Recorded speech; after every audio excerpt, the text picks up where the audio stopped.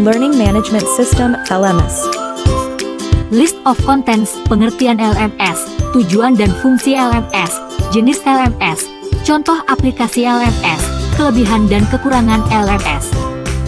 Pengertian LMS, Learning Management System adalah sebuah sistem manajemen pembelajaran terintegrasi berbasis online. Sistem ini umumnya lebih dikenal dengan istilah e-learning. Adapun fungsi Learning Management System adalah sebagai pusat pengelolaan program belajar mengajar secara digital yang khusus dirancang guna untuk melakukan distribusi, membuat, dan melakukan pengaturan terhadap konten pembelajaran.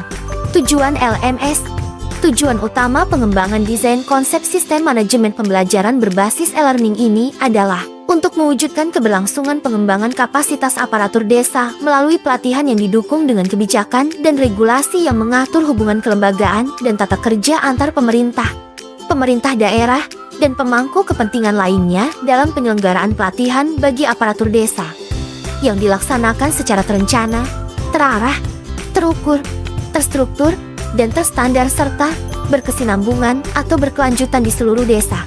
Fungsi LMS, sistem LMS bisa membantu para pengajar atau dosen untuk merencanakan dan membuat silabus, mengelola bahan pembelajaran, mengelola aktivitas perkuliahan mahasiswa, mengelola nilai, merekapitulasi absensi, menampilkan transkrip nilai, berdiskusi dan melakukan kuis.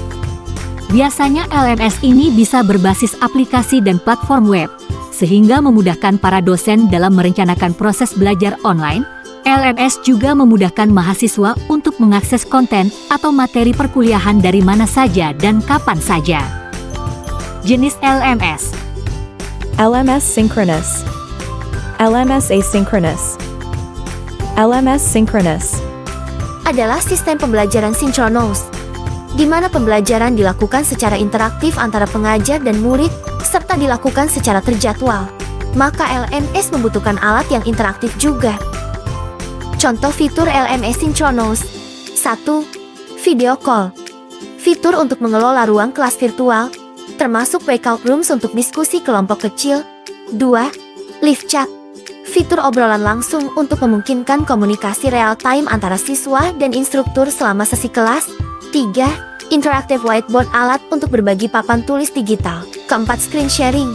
Kemampuan untuk berbagi layar oleh instruktur atau siswa untuk presentasi atau demonstrasi langsung. 5. Polling dan kuis. Fitur untuk melakukan polling atau kuis secara real-time selama sesi untuk mendapatkan umpan balik atau menguji pemahaman siswa. 6. Attendance tracking. Alat untuk melacak kehadiran siswa selama sesi sinkron. 7. Recording dan playback. Fasilitas untuk merekam sesi kelas dan memungkinkan siswa untuk memutar ulang sesi yang terlewat atau sebagai bahan revisi.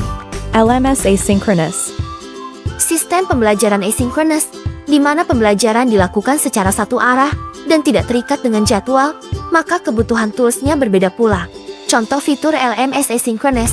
1. Content Management. Sistem manajemen konten yang memungkinkan instruktur untuk mengunggah dan mengorganisir materi pembelajaran seperti video, dokumen, presentasi, dan artikel. 2. Assignment Submission, fitur untuk mengumpulkan tugas yang diberikan oleh instruktur dan mengizinkan siswa untuk mengunggah tugas. 3. Kuis dan ujian. Alat untuk membuat dan mengelola kuis dan ujian yang dapat diambil oleh siswa secara mandiri dengan berbagai jenis pertanyaan seperti pilihan ganda, isian singkat, dan esai. 4. Feedback dan penilaian. Fitur untuk memberikan masukan dan nilai kepada siswa, termasuk rubrik penilaian dan komentar pengajar. Contoh aplikasi Learning Management System LMS. 1. Google Classroom merupakan salah satu e-learning terpopuler dalam beberapa tahun terakhir lantaran mampu memberikan solusi terhadap program pembelajaran jarak jauh. 2. Ruang Guru, platform belajar online yang menyediakan materi, latihan dan tryout untuk SNBT, UTBK, dan PTN. 3. Moodle merupakan jenis LMS berbasis web yang menyediakan berbagai fitur pendukung program belajar mengajar online, seperti forum diskusi, chat, tempat pengumpulan tugas, arsip, dan sebagainya. 4. LearnPress merupakan hasil pengembangan oleh WordPress. LMS satu ini lebih cenderung difokuskan untuk membantu para pengajar membuat dan menyalurkan bahan ajar secara online. Kelebihan pembelajaran Learning Management System. 1. Biaya untuk menggunakan LMS lebih murah dibandingkan proses pembelajaran tatap muka. 2. Mempermudah pelatih untuk mengumpulkan dan menganalisis data hasil belajar peserta latih dengan waktu yang lebih singkat. 3. Mempermudah pelatih untuk mencari dan mengatur materi pembelajaran untuk peserta latih. 4. Waktu pembelajaran jadi lebih efisien karena pembelajaran online dapat diakses di mana saja dan kapan saja. Kelima, metode pembelajaran LMS yang menggunakan beberapa teknologi informasi berupa gambar, suara, animasi, video, dan teks membuat materi pembelajaran lebih mudah dipahami dan tidak membosankan. 6. Mendorong peserta latih untuk melakukan pembelajaran mandiri. 7. Konten pembelajaran untuk peserta latih dapat terdokumentasi dengan baik. 8. Memudahkan interaksi antara pelatih dan murid dengan adanya fitur obrolan dan grup diskusi. Kekurangan pembelajaran learning management system. 1. Dibutuhkan koneksi internet yang stabil dan bagus untuk mengakses LMS.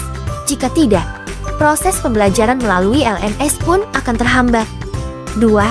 Kurang bisa menerapkan interaksi secara real time antara pelatih dan peserta latih.